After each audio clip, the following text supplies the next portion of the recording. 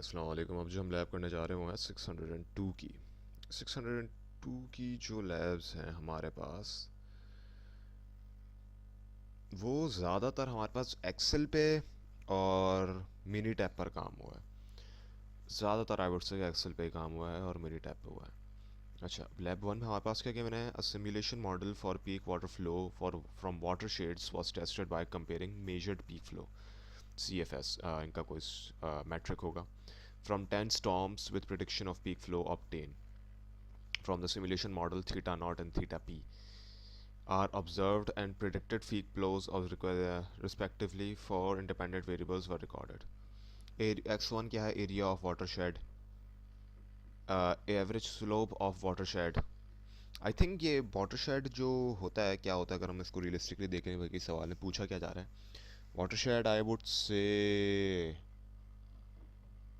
I mean मेरे experience में तो नहीं रहा है, बट आई थिंक जो हम लोग बिल्डिंग्स के ऊपर में हम लोग एक स्लोप्स में लगाते हैं ना, वो ट्रायंगुलर शेप्स की जैसे कर्व्स के साथ एक ऊपर रूफ लगाते हैं जिससे पानी इस पर गिरता है तो एक जगह पे नीचे आके गिर जाता है।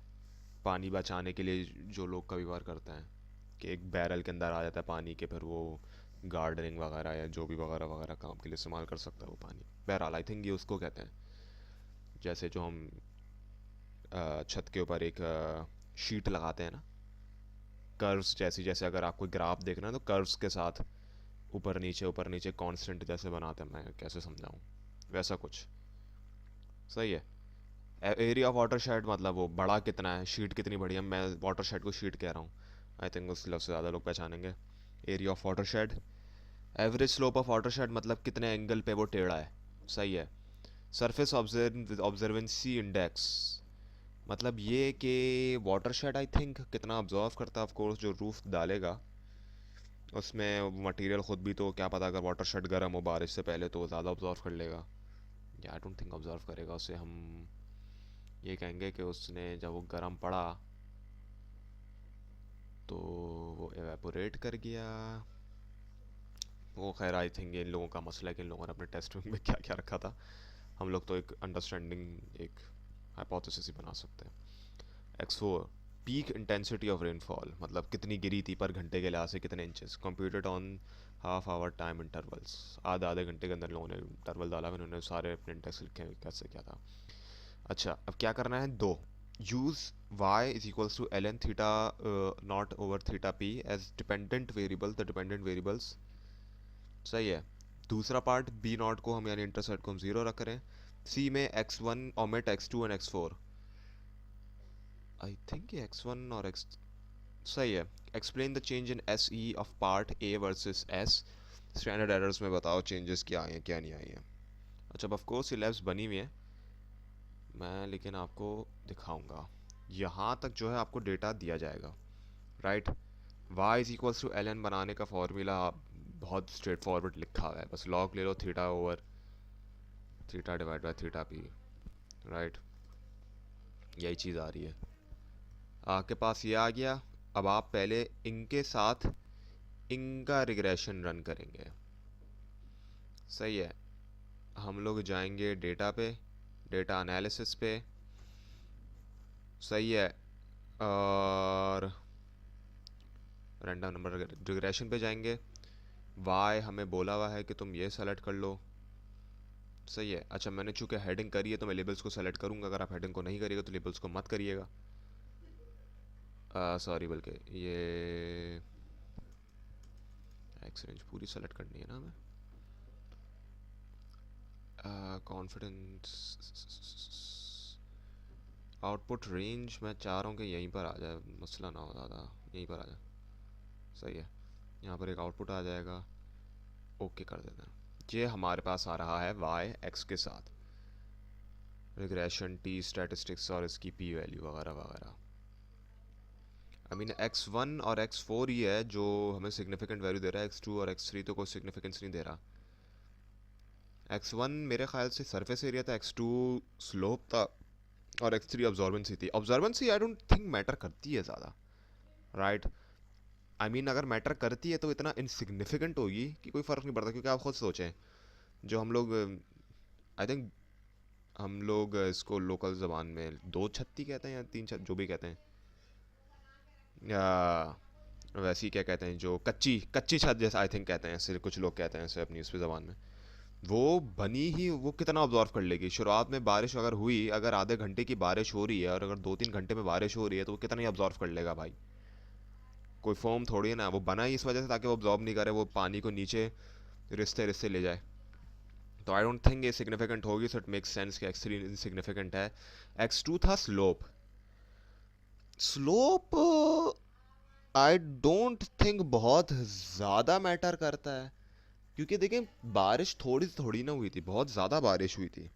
वेरिएबल्स इतने ज़्यादा थे कि वेरिएबल मतलब जो बारिश जो हम ले रहे हैं यानी x4 वो था ही इतना ज़्यादा कि आई मीन स्लोप तुम कुछ भी करो, अगर देखो यार 2 मिनट की बारिश हो रही है या 1 मिनट की बारिश हो रही है, या अगर इतनी बारिश हो रही है कि जैसे आपने वो उस छत्ती के ऊपर एक पानी बकेट से भरा, सॉरी बकेट के अंदर पानी भरा और आपने वो बकेट उसके ऊपर उलट दी, तो पानी वो उस पर आई थिंक वो पानी इतना कम था या उसमें वो वेरिएबल इतना कम था पानी का कि भाई उसमें ऑब्जॉर्बेंसी भी का मैटर आ गया कि क्या पता भाई वो गर्म हो, अब छत्ती तो एब्जॉर्ब कर ले ज़्यादा, या ये क्योंकि उसका वो चूंकि स्लोप सही नहीं था या स्लोप ज़्यादा टेढ़ा नहीं थी वो छत्ती, तो ज़्यादा नहीं करेगा, इसलिए वो उतना सिग्निफिकेंट ना हो।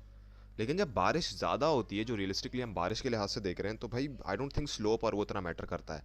सो I think it makes sense कि छत्ती कितनी थी, जो शीट थी वो कितनी बड़ी थी, और ये कि बारिश कितनी हुई है, राइट दोनों जो आई थिंक मेक सेंस करते हैं। और 0.004 तो अच्छा खासा सिग्निफिकेंट है, और 0.004 अगर आपको याद हो तो है बी के intensity of rainfall, so it makes sense right कि ये इतना है। अच्छा अब दूसरे पार्ट में क्या था, दूसरे पार्ट में लिखा हुआ है अगर बी नॉट जो है वो ज़ीरो, इंटरसेप्ट को ज़ीरो रखना है यानी कॉन्स्टेंट कांस्टेंट रखना है। फिर से डेटा एनालिसिस पे जाते हैं, रिग्रेशन ये पहले से सेलेक्ट होगा, कांस्टेंट इज़ ज़ीरो, सेलेक्ट कर लिया। आउटपुट रेंज हम नहीं सेलेक्ट कर लेते हैं, सही है, ये मैंने आउटपुट सेलेक्ट कर लिया। आप नई आउटपुट शीट भी कर सकते हैं, पर मैं एक ही जगह पे रखना चाह रहा हूँ। अभी देखिए intercept zero, N N N N N N N, सही है, ये हमारे पास दूसरा पार्ट भी आ गया। तीसरा पार्ट क्या था, ओमिट x2 एंड x4। अच्छा यहाँ पे थोड़ी अजीब बात है, x2 एंड x4 मैंने मेरे ख्याल से जो रिग्रेशन करा था वो x2 और x3 को ओमिट करा हुआ था। अब मुझे नहीं पता कि क्या सही था या सही नहीं था, सवाल सही लिखा है नहीं लिखा है, बट आई थिंक तरीका तो वही है ना, आप समझ गए होंगे। अगर समझे, अगर सवाल में x2 एंड x3 लिखा हुआ था, अगर x2 एंड x3 ही लिखा हुआ था और x1 और x2 और x4 लिखा हुआ था, तो यहाँ पर फिर अ, मतलब ओमिट, अच्छा ओमिट करने का आई थिंक बस होता मसला क्या, ओमिट का मतलब होता है कि उस वेरिएबल को हटा दो, उसको कैलकुलेशन के अंदर ना लो। तो जैसा मैं कह रहा था, मैंने जो सवाल यहाँ पे लिखा है वो है ओमिट x2 एंड x4, जबकि पहले से मैंने जो रिग्रेशन रन करी थी ना उसमें x4 को लिया हुआ है, तो x3 को लेना चाहिए था क्योंकि x2 और x4 को नहीं लेना था। अब मुझे नहीं पता सवाल सही था या सही नहीं था, लेकिन हम x2 और x3 को ही ले लेते हैं भाई, इतना मसला नहीं है। सवाल में जो भी बोले, जो भी वेरिएबल ले लो, उसमें हमें इतना मसला थोड़ी ना है, बस सेलेक्ट ही तो करना है, कौन सी इतनी बड़ी कोई मसला हमारे लिए क्रिएट हो जाएगा। x2 और x3 ले लेते हैं, और बेटा x2 एंड x4 था बल्कि, हाँ तो x1 और x3 लेना है हमें। एक जगह ले लेते हैं पहले, जान छोड़ दे। अच्छा x1 एंड x3 रिग्रेशन में जिस तरीके से सेलेक्ट होता है, अब कंट्रोल x, माशाल्लाह सही है, ये पकड़ें, इसको भी पकड़ लें। The command can't be used on multiple selections, control C कर रहा हूँ भाई मैं, इसमें इतना क्या मुश्किल की बात है। हाँ बढ़ में जाए,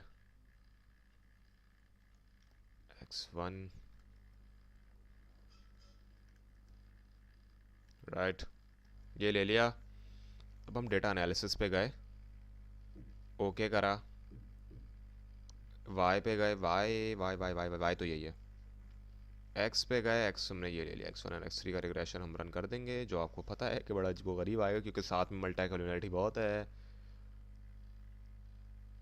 अच्छा, नहीं ये अच्छा एक गलती करी यहाँ पे हमने, इसमें जो ओमिशन थी ना, कॉन्स्टेंट ज़ीरो हम हटा देंगे अब। सही है। आउटपुट रेंज भी हम नहीं सेलेक्ट कर लेते हैं, यहाँ पे कर लो। सही है। x1 और x3 का आ गया हमारे पास। और अब लास्ट पार्ट में क्या था? और लास्ट पार्ट में कुछ नहीं था, दो अलग अलग हुए हैं। अब हमें ये बताना है कि a वर्सेस b में कितना फ़र्क है।